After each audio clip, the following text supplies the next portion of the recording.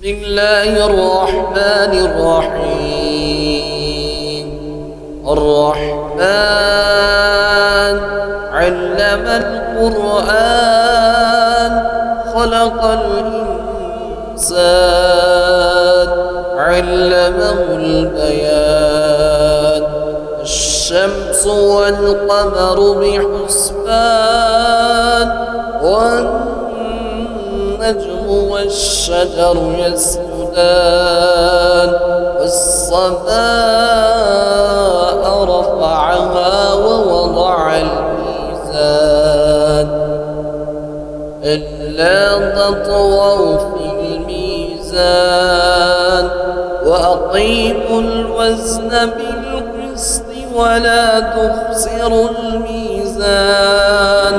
والأرض وضعها للأنام فيها فاكهة والنخل ذات الأكمام والحب ذو العصف والريحان. فبأي آلاء ربكما تكذبان؟ خلق الإنسان من صلصال كالفخار وخلق الجن من مارج من نار. وبأي آلاء ربكما تكذبان؟ رب المشرقين ورب المغربين. وبأي آلاء ربكما تكذبان؟ مرج البحرين يلتقيان بينهما برزخ لا يبغيان. فبأي آلاء ربكما تكذبان؟ يخرج منهما اللؤلؤ والمرجان.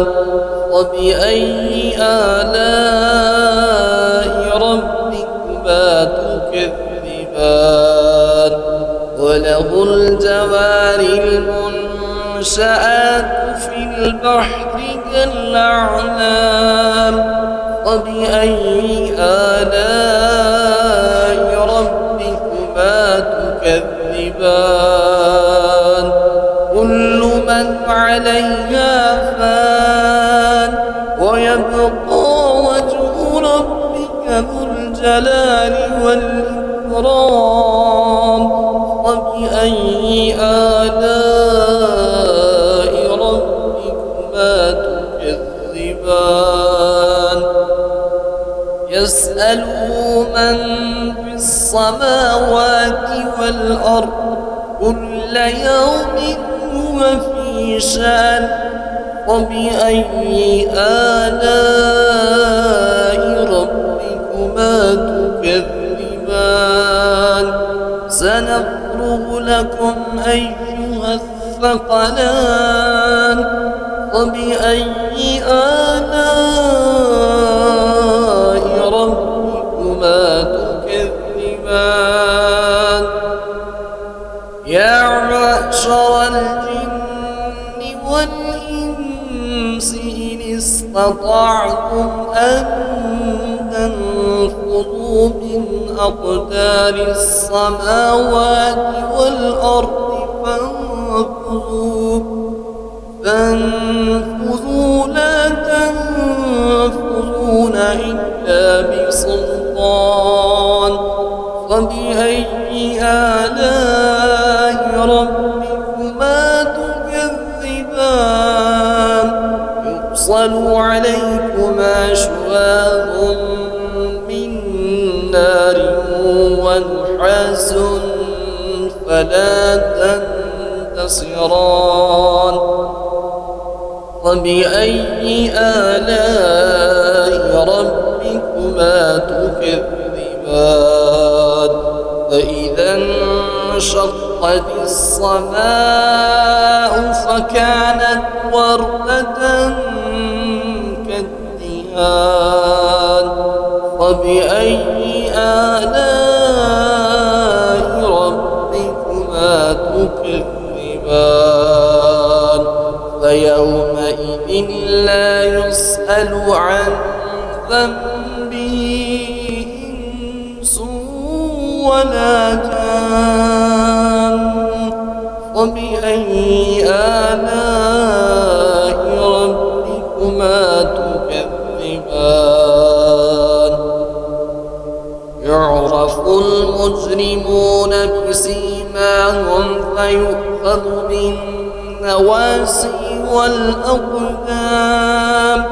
فبأي آلاء ربكما تكذبان هذه جهنم التي يكذب بها المجرمون يطوفون بينها وبين حميم آن فبأي آلاء ربكما تكذبان ولمن خاف مقام ربه جنتان فبأي آلاء ربكما تكذبان ذواتا أفنان فبأي آلاء ربكما تكذبان فيهما عينان تجريان فبأي آلاء ربكما تكذبان فيهما من كل فاكهة زوجان فبأي آلاء ربكما تكذبان متكئين على فروش